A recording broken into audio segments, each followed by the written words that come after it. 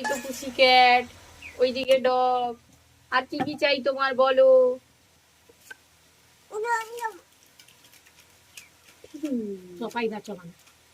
চলো শুরু করো।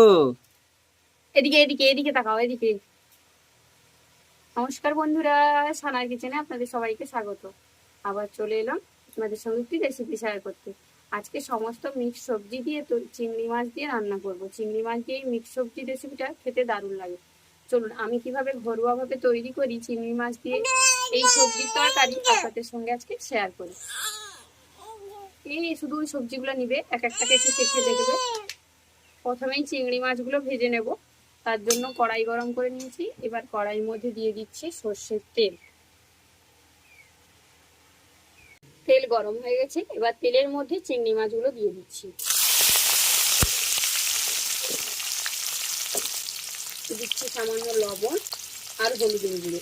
হলুদ আর লবণ দিয়ে চিংড়ি মাছগুলোকে ভেজে নেব।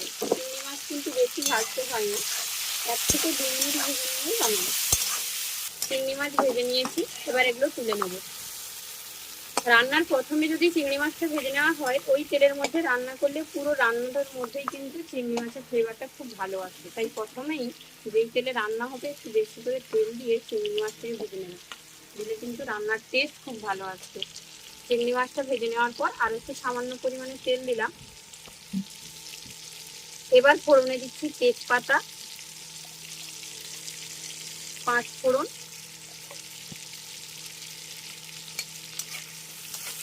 ফোড়নটাকে হালকা একটু ভেজে নেওয়ার পর এর মধ্যে সবজি দেব। সবজির মধ্যে আমি অনেক রকমেরই সবজি নিয়েছি। প্রথমে আমি দেব আলুটা। আলুগুলোকে ডুমু ডুমু করে কেটে নিয়েছি, এবার এর মধ্যে দিয়ে দিচ্ছি। আলুটাকে আগে 1 থেকে 2 মিনিট ভাজবে, তারপর বাকি সবজি একে একে অ্যাড করবো। আলুটাকে 2 মিনিট ভেজে নেওয়ার পর এর মধ্যে দিয়ে দিচ্ছি কেটে রাখা কুমড়ো। একইভাবে কুমড়োটাকেও টুকরো করে কেটে রেখেছি। আর সেই সাথে দেবো গাজর। একটা গাজরকেও আমি ডুমু ডুমু করে কেটে রেখেছিলাম। গাজর, আলু আর কুমড়োটা ভাজা হয়ে গেছে, এবার এর মধ্যে দিয়ে দেবো কুচিয়ে নেওয়া পেঁয়াজ। পেঁয়াজটাকে আগে একটু এই সবজিগুলোর সঙ্গে ভাজবো, তারপর এর মধ্যে মশলা দেবো।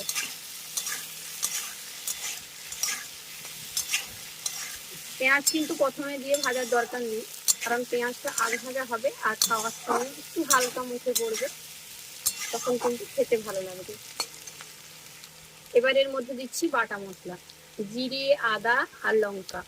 বেশি কিছু মশলার কিন্তু ব্যবহার করার দরকার নেই, জিরে, আদা, লঙ্কা দিয়ে এই রান্নাটা খেতে খুব ভালো লাগে। এবার মশলার সঙ্গে এটাকে খুব ভালো করে কষাবো, আর এই সময় দিয়ে দেবো পরিমাণ মতো হলুদ আর লবণ।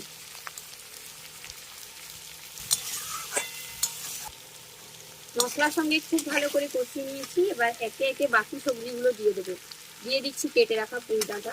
এই সবজিটাই কিন্তু পুঁই ডাঁটা দেওয়াটা খুবই জরুরি, কারণ পুঁই ডাঁটাটা দিলেই টেস্ট ভালো আসে। সামান্য পরিমাণ নিয়েছি বরবটি। আপনারা কিন্তু বরবটির পরিবর্তে বিনস পেলে বিনসটাও ব্যবহার করতে পারেন।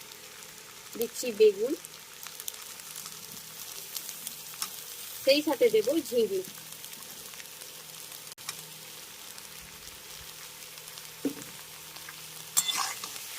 এবার সমস্ত সবজিগুলোকে মিশিয়ে নেওয়ার পর এর মধ্যে দিয়ে দেবো পুঁই ডাঁটা যে দিয়েছি তার পাতাগুলো। প্রোটিন, ভিটামিন, কার্বোহাইড্রেট সব বেশি খেতে পারছেন, বুঝলি? সব খেয়ে নিয়েছি।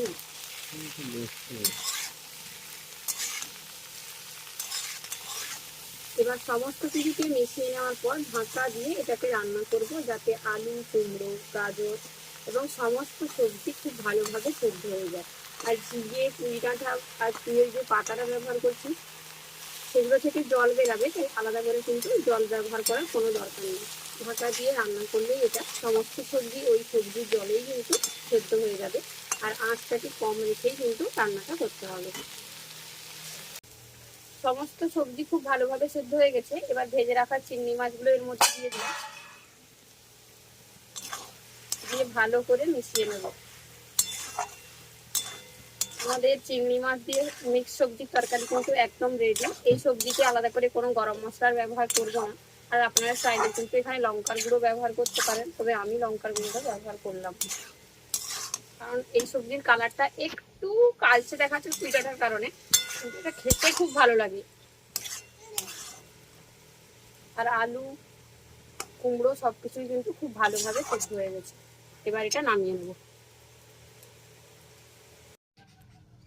চিংড়ি মাছ দিয়ে আমাদের মিক্স সবজি একদম রেডি। গরম ভাতের সঙ্গে এই মিক্স সবজি খেতে দারুণ লাগে। আর চিংড়ি মাছ তো আছেই সঙ্গে, চিংড়ি মাছ যে রান্নায় করবে সে রান্নাটাই কিন্তু সুন্দর হয়ে ওঠে যেন মনে হয়। আর যার যার চিংড়ি মাছ পছন্দ এইভাবে একবার সবজি দিয়ে রান্না করবেন, খেতে দারুণ লাগে। আমাদের আজকের এই রেসিপিটা আপনাদের কেমন লাগলো অবশ্যই কমেন্ট করে জানাবেন। ভালো লাগলে বরাবরের মতো ভিডিওটিতে একটু লাইক করে আপনার ফ্যামিলি এবং বন্ধু বান্ধবের সঙ্গে ভিডিওটা শেয়ার করার অনুরোধ রইল। চ্যানেলে নতুন বন্ধু হয়ে থাকলে অবশ্যই চ্যানেলটি সাবস্ক্রাইব করে নেবেন, সেই সাথে বেল আইকনটি অবশ্যই ক্লিক করে রাখবেন সমস্ত ভিডিও নোটিফিকেশন সবার আগে পাওয়ার জন্য। আজ তো এই পর্যন্তই, আবার দেখা হবে অন্য কোনো এক রেসিপি নিয়ে। ভালো থাকবেন, সুস্থ থাকবেন, টাটা।